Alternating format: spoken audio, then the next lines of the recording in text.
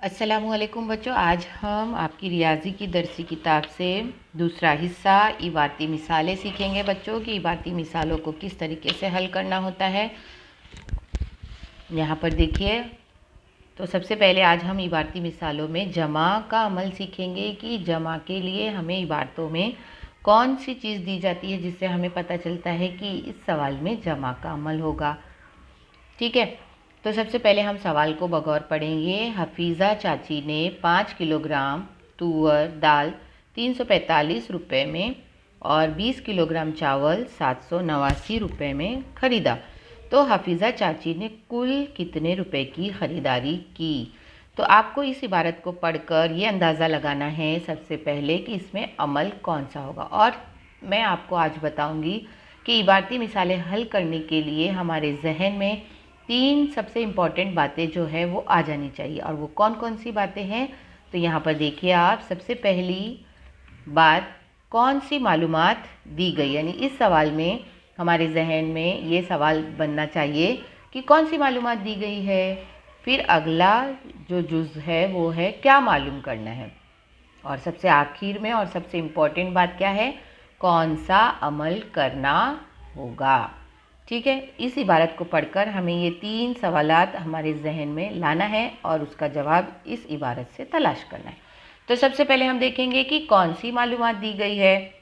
तो हम ऊपर अपने सवाल में चलते हैं। तो हमें यहाँ पर देखना है कि मालूमात में कौन सी दी गई है।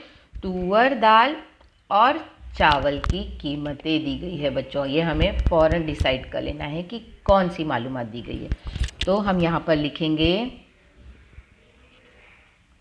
तुअर दाल और चावल की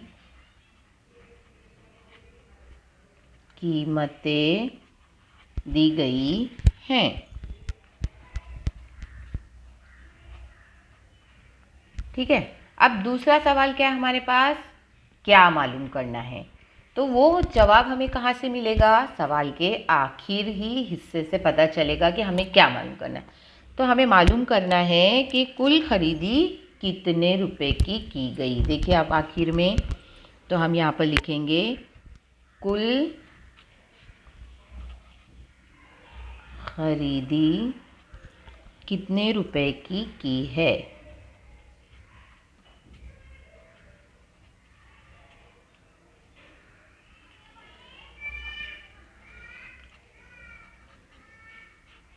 ठीक है, अब सबसे इम्पॉर्टेंट जो आखिर में है अमल, कौन सा अमल करना होगा। तो हमें ये लफ्ज़ अच्छे तरीके से याद रखना है। जब कुल पूछेगा तो कुल का मतलब होता है जमा। तो हम यहाँ पर लिखेंगे कि हमें अगला अमल हमारा क्या होगा, जमा का बच्चों। अब हम तरीक़ेकार में देखेंगे। हमने इन सवालात के जवाब दे दिए हैं, अब हमें उसे लिखने का तरीका सीखना पड़ेगा कि हम उसको कैसे लिखेंगे। तो तरीके में सबसे पहले हम तुअर दाल की कीमत लिखेंगे। तो यहाँ पर लिखेंगे हम तुअर दाल की कीमत बच्चों। तो तुअर दाल की कीमत ऊपर सवाल में देखिए कितने रुपए है, 345 रुपये। और फिर उसके बाद कौन सी कीमत दी गई है, चावल की कीमत। तो चावल की कीमत कितनी है, 789 रुपये। तो हम यहाँ पर लिखेंगे 789 रुपये। अब हमारा अगला सवाल का जवाब है कुल खरीदी कितने रुपए की गई। तो अब कुल पूछा है तो हमें कौन सा अमल करना होगा, जमा का। तो अब हम इन दोनों कीमतों को नीचे लिखेंगे और अमल करेंगे। तो सबसे पहले हमारे पास तुअर दाल की कीमत 345 रुपये और उसके बाद चावल की कीमत, तो हम इकाई से शुरू करेंगे। तो इकाई में हम लिखेंगे 9 और फिर 8 और 7। अब यहाँ पर हम जमा का अमल डालेंगे दरमियान में, क्योंकि इन दोनों को हमें जमा करना है। यहाँ पर देखिए हमने जमा का अमल लिखा है, तो अब हम जमा करेंगे। तो सबसे पहले हम इसको जमा कैसे करेंगे, यहाँ पर देखिए आप लोग। तो 5 और 9 में 9 को आपस में मिलाना है। तो 5 और 9 कितने हुए बताइए बच्चों। तो उंगली आप बाहर करेंगे। सबसे पहले हम 5 को नहीं गिनेंगे, 5 को हम अपने जहन में रखेंगे और 9 उंगलियां निकालेंगे। तो 1 2 3 4 5 6 7 8 और ये 9। अब हमारे पास ये 9 हो गए हैं। अब ये 9 को हमें कैसे करना है, देखिए यहाँ पर। तो 5 के आगे हम गिनेंगे, तो 6 7 8 9 10 11 12 13 14। अब हमारा जवाब क्या आया, 14। तो अब हम 14 ना लिखते हुए क्या लिखेंगे, 4 और हासिल का 1 दे देंगे।